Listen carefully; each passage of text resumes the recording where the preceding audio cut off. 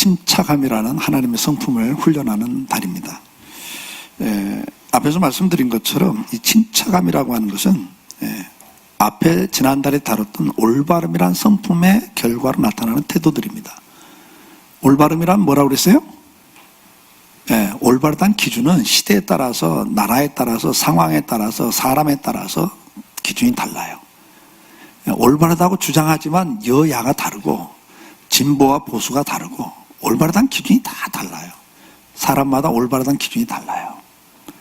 그래서 자기 나름대로 올바르다고 이야기하는데 올바른 게 아니에요.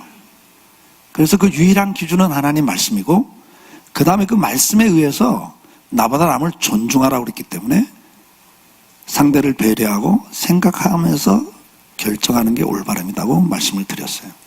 세상에서 말하는 올바름과 성경에서 말하는 올바름은 다르다고 말씀을 드렸습니다.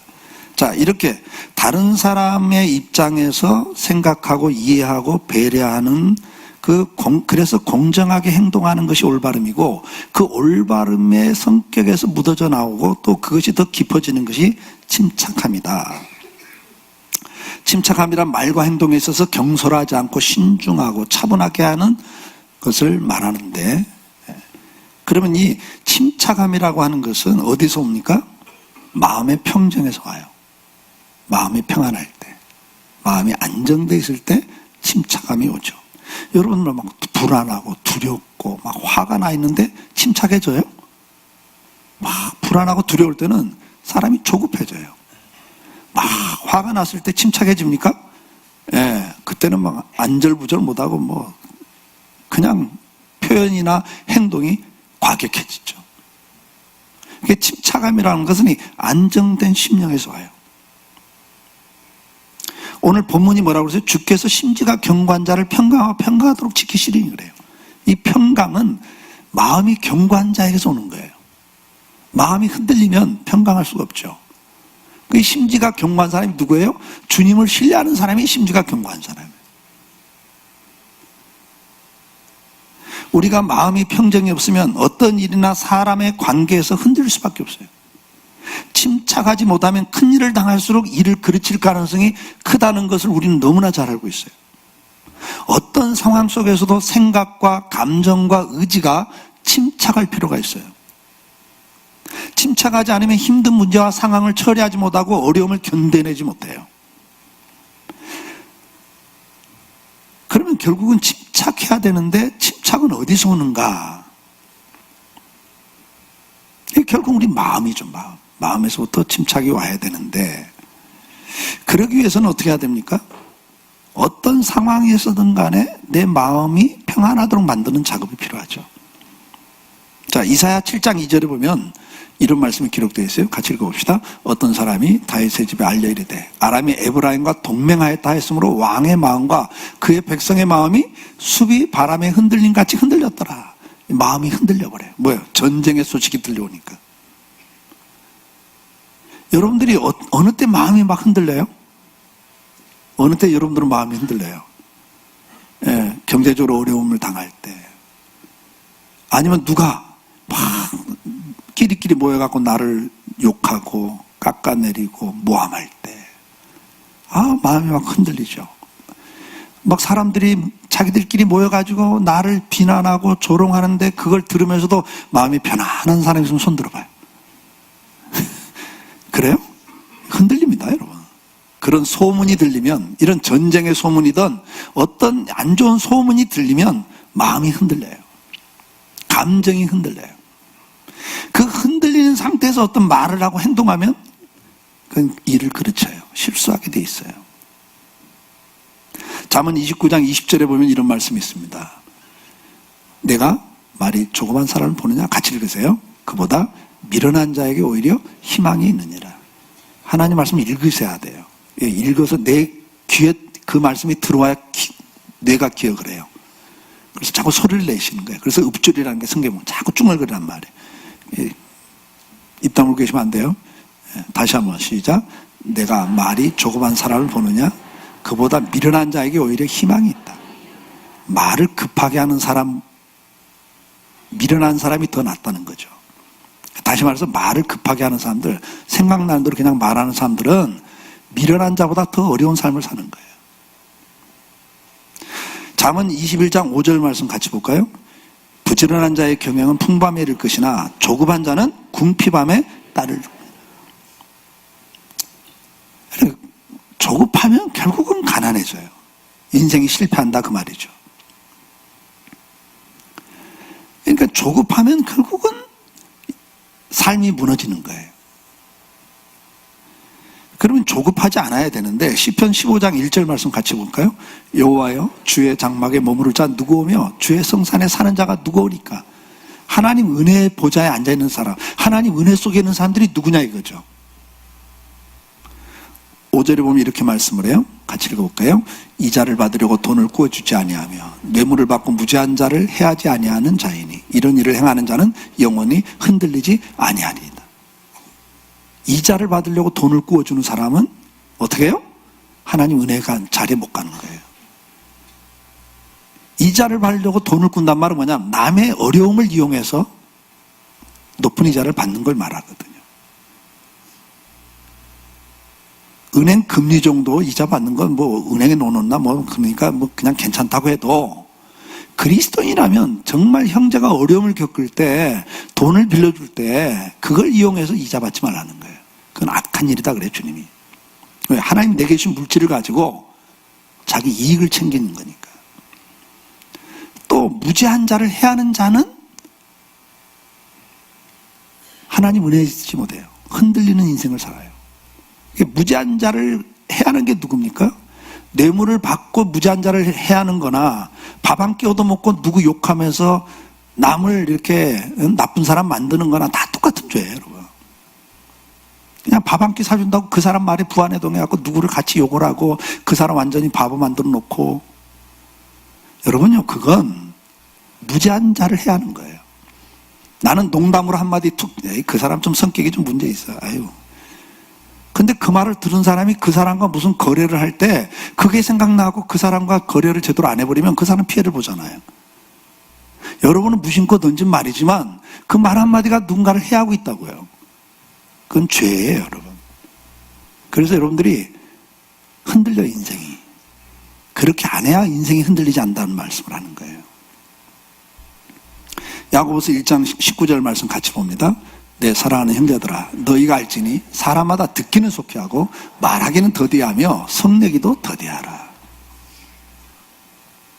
듣기는 속히하라. 남의 말을 좀 잘 들으라고 말이에요. 남의 말을 안 들어.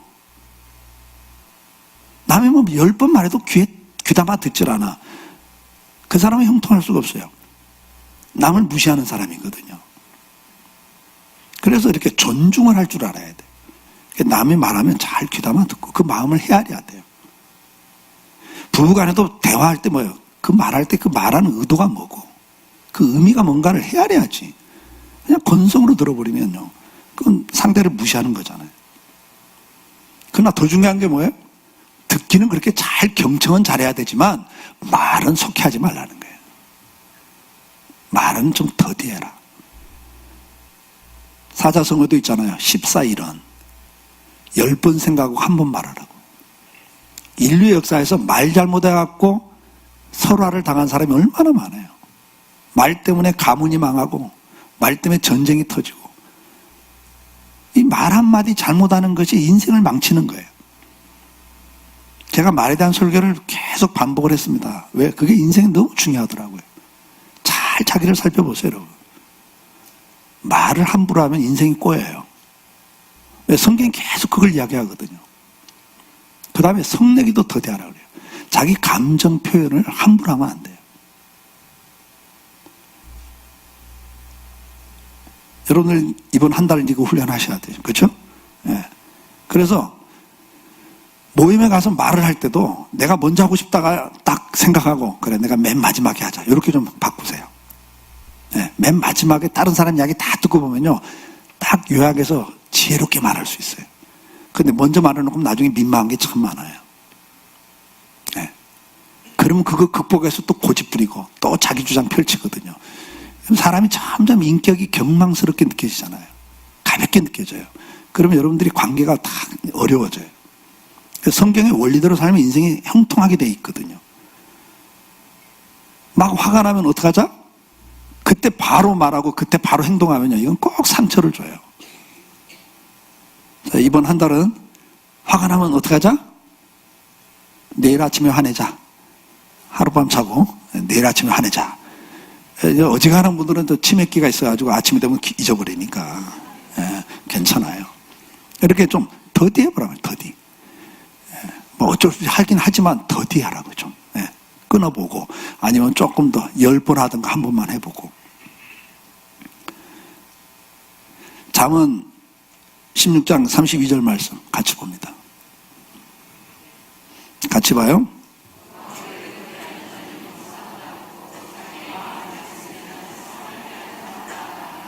노하기를 더디하는 게 용사보다 낫다 그러세요. 실력 있고 능력 있고 막 그래 성공하고 이거보다 노하기를 더디하는 것이 더 나은 사람이다. 자기 마음을 잘 다스리는 자가 성을 빼앗는 자보다 낫다. 꼭 귀담아 들어야 될 말씀이죠. 잠언 17장 27절 28절 말씀 같이 봅니다. 말을 아끼는 자는 지식이 있고 성품이 냉철한 자는 명철하니라. 미련한 자라도 잠잠하면 지혜로운 자로 여겨지고 그의 입술을 닫으면 슬기로운 자로 여겨지느니라. 아멘. 말을 아끼는 자는 지식 있는 사람이라 그랬어요. 27절에 말을 아끼는 게 지식 있는 사람이에요. 뭐가 없는 사람이 말이 많아요. 그래야 뭐 자기가 뭐 좀 돋보일 것 같잖아요. 그런데 그렇지 않아요. 진짜 지식 있는 사람은 말을 아껴요. 성품이 냉철한 사람이 명철하세요. 차분하게 뭔가를 보고 있는 사람이 명철한 사람이에요. 그 다음에 28절에 뭐라고 그랬어요? 미련한 자라도 잠잠하면 가만히 있으면 중간에 나간다는 말이 있잖아요. 우리 말도. 그렇죠? 가만히 있으면 중간에 나가. 근데 아는 체에다가 정말 부끄러움을 당해요. 그리고 입술을 닫고 있으면 슬기로운 자로 여겨요. 잠언 14장 29절 말씀 다시 한번 봅시다. 노하기를 더디하는 자는 크게 노하기를 더디하는 자가 크게 명철한 사람. 조급하게 뭔가 말하고 행동한 사람은 어리석음을 나타내게 돼 있다 그래요. 자, 그러려면 이렇게 차분함을 우리가 가지려면 앞에서 말씀드린 대로 그냥 되지 않아요. 저와 여러분은 본질상 악인이거든요. 그래서 훈련이 필요한 거예요. 그래서 우리는 한 달 동안 이거 훈련해야 된다 그 말이에요. 디모데전서 4장 8절 말씀 같이 읽습니다. 육체의 연단은 약간의 유익이 있으나 경건은 범사에 유익하니 금생과 내세에 약속이 있느니라.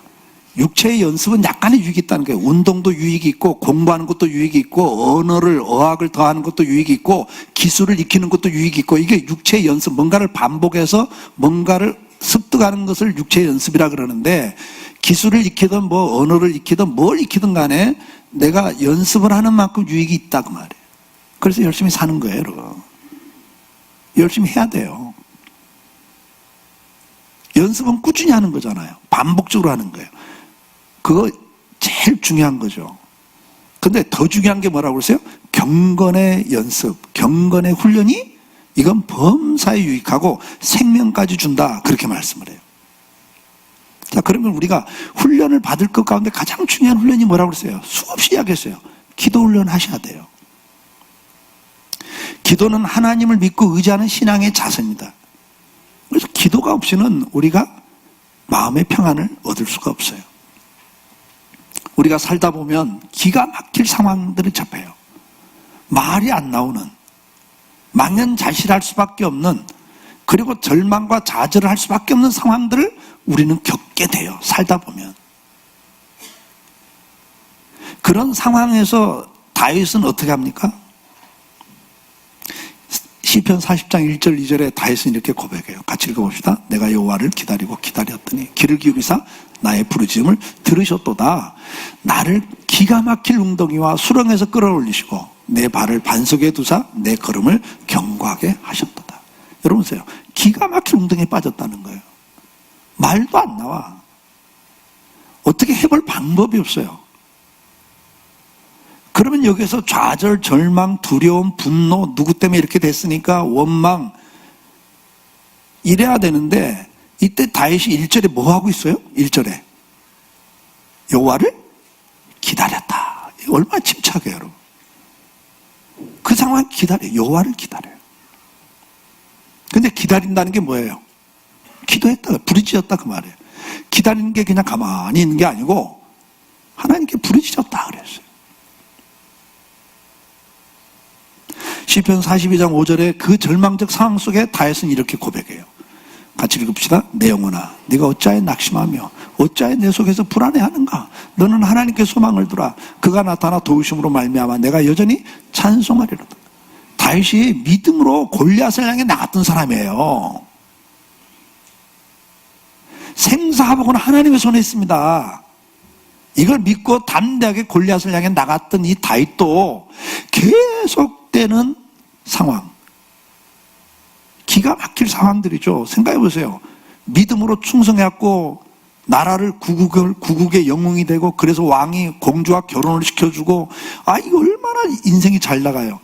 그런데 인기가 올라가니까 왕이 악한 영이 들어가니까 괜히 시기하고 미워하다가 저놈이 나를 배신할 놈 같아, 저건 반역자가 될 것 같아, 저건 미리 싹을 잘라야 되겠다, 죽여버려야 되겠다, 이렇게 생각하라고 자기 딸과 파혼을 시키고 딴 남자한테 시집 보내버리고 다윗은 죽이겠다고 하니까 도망 다니잖아요. 여러분이 그 일을 당했다고 생각해보세요. 기가 막히죠. 그 분노, 배신, 믿음대로 산 결과잖아요. 내가 죄나 짓다가 하나님한테 좀 어그릇 나가지고 하나님과 좀 부딪히다가 한 대 터졌으면 아이고 잘못했습니다 그러겠는데, 정말 믿음대로 산다고 살았는데 결과는 가정까지 깨져, 자기 인생 완전히 세상 말로 쪽박난 데다가 자기 부모 형제들까지 완전히 역적 집안이 돼갖고 다 도망 다녀야 돼. 그런 일을 당한다고 여러분 상상을 해보세요. 그러니까 다윗도 불안하고 낙심이 돼버린 거예요. 이게 절망이죠. 이런 상황에서 다윗이 그대로 주저앉아 있지 않고 뭐라고 그래요? 자기 영혼을 향해서 말해요. 야, 너 왜 그렇게 낙심하고 있냐? 너 왜 이렇게 두려워하고 있어? 야, 하나님 바라봐야지. 하나님이 나타나서 도와주실 거야. 그리고 나는 찬송할 거야. 여러분, 우리가 침착할 수 있는 것은 이 기도 외에는 안 돼요, 여러분. 사도행전 7장 59절 60절 한번 봅시다. 그들이 돌로 스데반을 치니 스데반이 부르짖어 이르되 주 예수여 내 영혼을 받으시옵소서 하고 무릎을 꿇고 크게 불러 이르되 주여 이 죄를 그들에게 돌리지 마옵소서. 이 말을 하고 자니라. 돌에 맞아 죽는 상황에서 본능적으로 돌멩이 하나라도 더 피해보고 아이고 해가면서 이리 뒹굴 저리 뒹굴 해야 되는데, 스데반 집사가 그때 뭘 보고 있어요? 하나님을 바라보고 있어요. 주여 내 영혼을 받아주세요. 그리고 막 살기등등 해갖고 이를 악물고 돌로 치고 있는 그 악귀죠. 사람 죽일 때 제정신으로 죽일 수 있어요? 돌로 쳐 죽이는데? 눈이 뒤집어졌다고 표현하잖아요. 그런 사람들을 향해서 뭐라고 그래요? 주님, 저들이 모르고 저럽니다. 저들의 죄를 용서해 주세요. 오늘 이 은혜가 있을 수 있기를 축복합니다.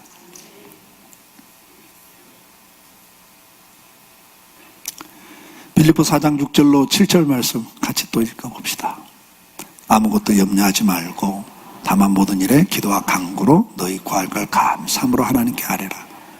그리하면 모두게 지각에 뛰어난 하나님의 평강이 그리스도 예수 안에서 너희 마음과 생각을 지키시리라. 아멘. 우리가 침착한 인생을 살아야 되는데 그러기 위해서는요, 기도하라는 거예요. 아무것도 염려하지 말고 다만 모든 일에 기도와 간구로 너희 구할 걸 감사함으로 하나님께 아뢰라. 염려하지 않고 가만히 있는 게 아니라 그 염려 대신에 하나님께 기도와 간구로 감사함으로 아뢰라.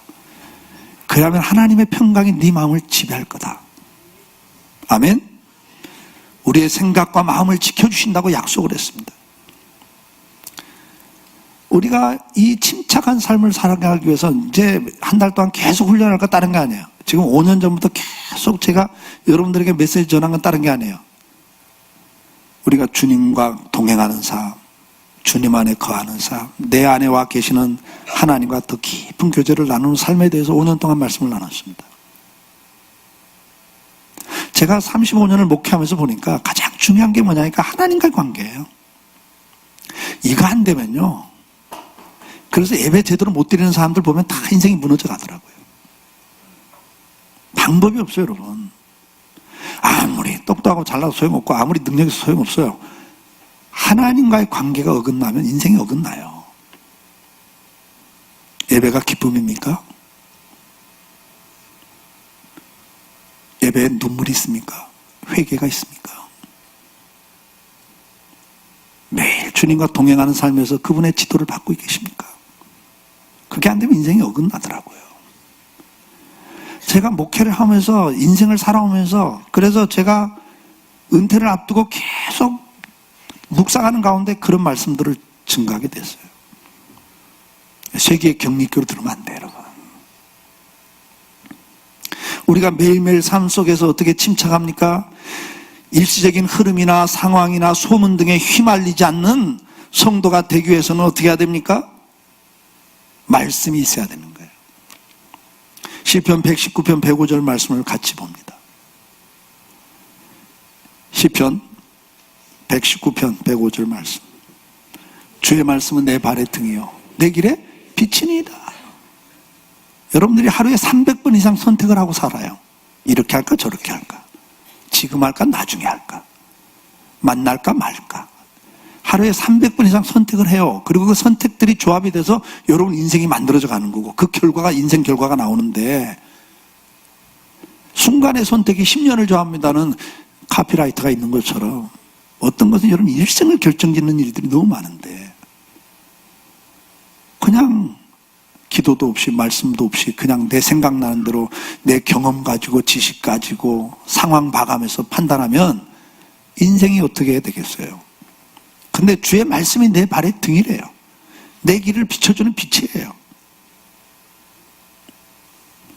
오늘 우리는 말씀을 계속 묵상을 해야 됩니다. 시편 143편 8절 말씀을 같이 볼까요? 건너뛰었어요, 방송실. 아침에 나로 하여금 주의 인자한 말씀을 듣게 하소서. 내가 주를 의뢰함이니이다. 내가 다닐 길을 알게 하소서. 내가 내 영혼을 주께 드림이니이다. 내가 다닐 길을 알게 하소서 그랬어요, 여러분. 오늘 하루를 살면서 내가 어떻게 살아야 될 것인가? 어떤 일을 하면서도 어떻게 해야 될 것인가? 길을 알아야죠. 그러기 위해서는 어떻게 해야 돼요? 아침에 나로 하여금 주의 인자한 말씀을 듣게 하소서 그랬어요. 들어야 길이 보이죠.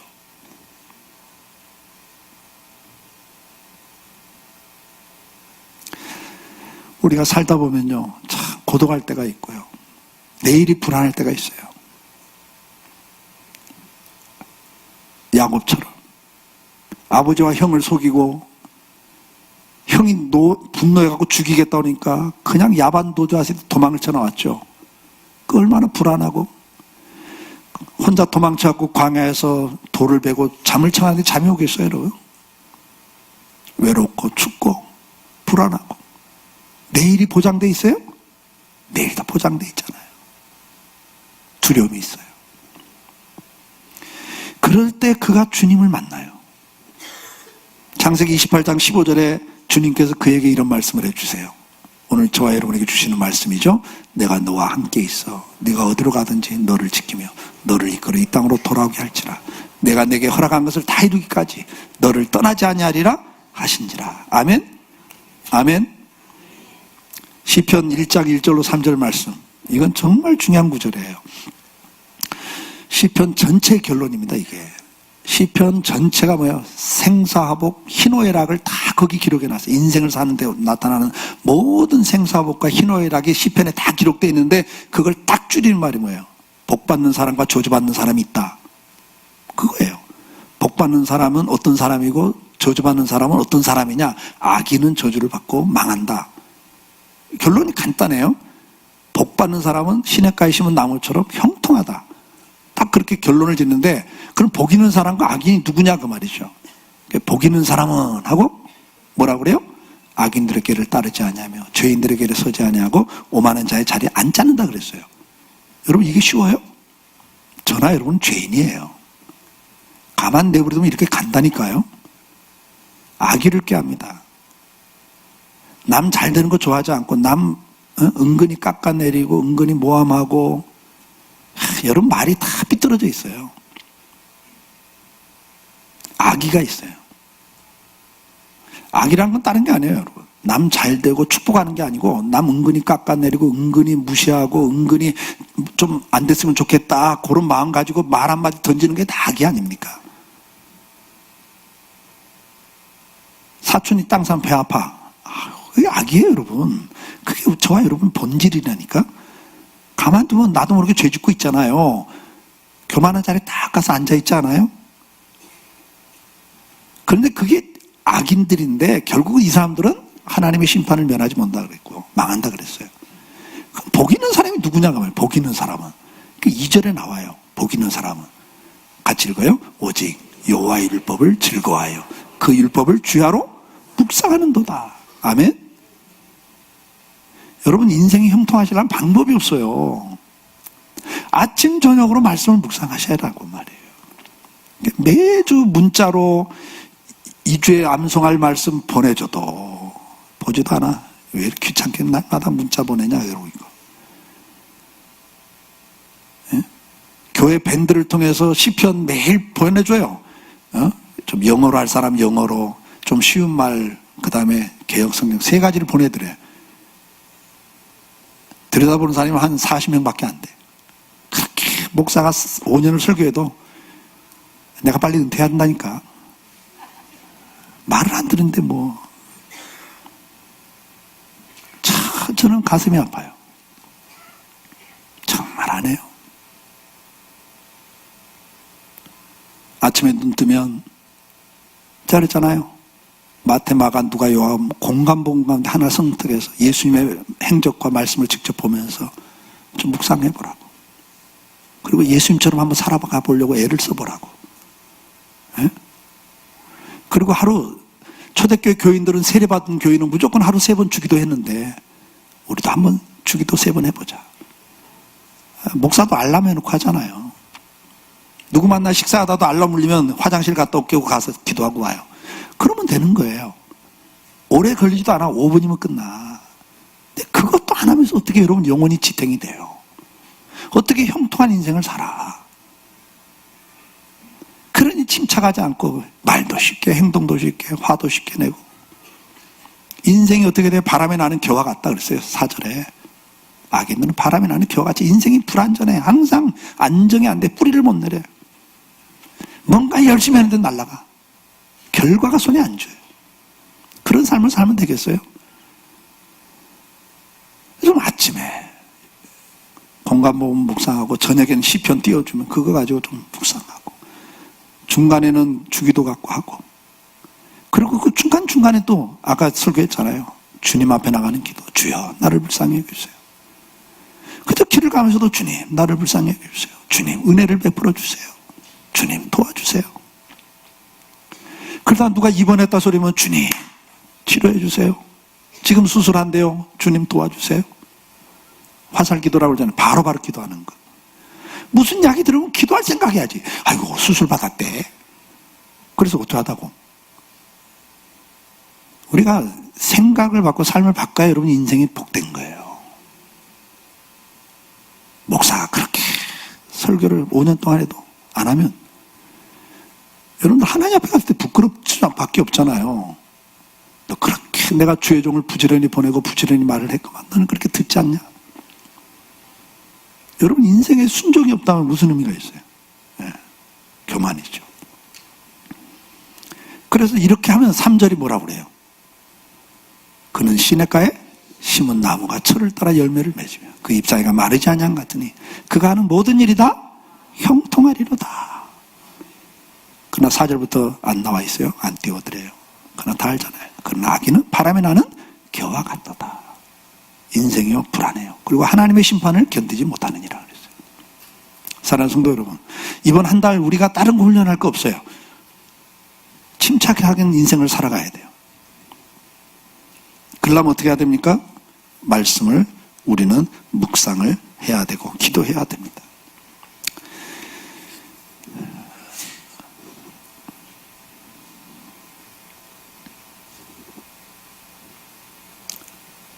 누구를 만나서 이야기할 때도 좀 말을 더디게 하는 거 연습해 보세요. 저도 어느 때 보면요, 누가 무슨 이야기 하는데 내가 알고 있는 이야기를 먼저 하면요, 저거 내가 먼저 이야기해야 되는데 저 사람은 알고 나는 모르는 사람이 되는 거 좀 자존심 상하는 것처럼 느껴져요. 이게 참 인생이 이렇게 교만해요. 예. 그래갖고 그 말 하는데 치고 들어가. 그래서 말이면서 나도 안다 이거죠. 그래갖고 돋보여요? 돋보이지 않습니다. 남의 말 가로치고 들어가는데 뭐가 돋보여요. 예. 참 어떻게 보면 초라하잖아요. 그래야 뭐 좀 돋보이는 것처럼 남의 말 자르고 치고 들어가는 게, 여러분 말고 나도 가끔 그런다니까. 부끄럽잖아요. 사랑하는 성도 여러분, 좀 말 더디하는 거 훈련합시다. 행동 옮기기 전에 또 생각해보고, 또 상대편 입장 배려해보고, 존중하는 마음을 자꾸 갖고 어떻게 하면 내가 상대를 존중해 줄까, 그런 것도 자꾸 생각을 하셔야 돼요. 그리고 더 중요한 게 뭐예요? 분노도 화도 좀 더디내는 것도 훈련해 보시고. 그러나 그거보다 더 중요한 건 뭐예요? 내가 경건에 훈련하지 않으면 그게 안 된다. 며칠 하다 못해요. 한 7번은 참을 수 있어도 그 다음 못 참아. 근데 주야로 말씀 묵상하고, 구약의 성도 다윗과 그 다니엘처럼 하루 3번 기도하고, 주야로 말씀 묵상하고, 여러분 건강을 위해서 하루 3끼 음식 신경 써 드시면서, 어떻게 영의 말씀, 영의 양식 말씀은 하루 한 끼도 안 드시면서 인생을 버티려고 그래요. 그러니까 면역력 저하돼갖고 걸핏하면 시험 들고 그냥 세상 사상과 말만 줄줄 나와. 그러면 안 되죠. 결론입니다. 이번 한 달 우리 침착함을 훈련합시다. 그러기 위해서는 경건 훈련 꼭 하셔야 됩니다. 다시 한번 부탁드립니다. 주야로 말씀 묵상하자. 하루 2끼라도 먹어야죠. 그렇죠? 호흡은 계속 해야 되니까 하루 3번 기도, 그 다음에 중간중간에 계속 막 그것도 어려우면 주님하고 주님 이름이라도 불러요. 주님, 주님, 주님, 주님 이러고 다니면 돼. 옆에서 보면 미쳤다고 해도 괜찮아요. 혼자 쭝얼거리는 거예요. 주님 좀 봐주세요. 저는 그 기도 많이 합니다. 주님 좀 봐주세요. 주님 좀 예쁘게 봐주세요. 주님 긍휼히 여기시고요, 좀 은혜를 베풀어 주세요. 이러고 다녀요. 그냥 운전하면서도 주님 사랑합니다. 주님 내 인생 축복해 주세요. 내 자녀들의 인생 축복해 주시고, 우리 교회 장로들 축복해 주시고, 계속 그렇게 쭝얼거리고 다녀요. 화살기도 해야죠. 그래 보세요. 여러분, 여러분 심령이 얼마나 평강이 오는지, 얼마나 마음의 쉼이 오는지. 그래야 침착해져요. 그래야 요동치 않고 인생이 형통해져요. 기도하겠습니다.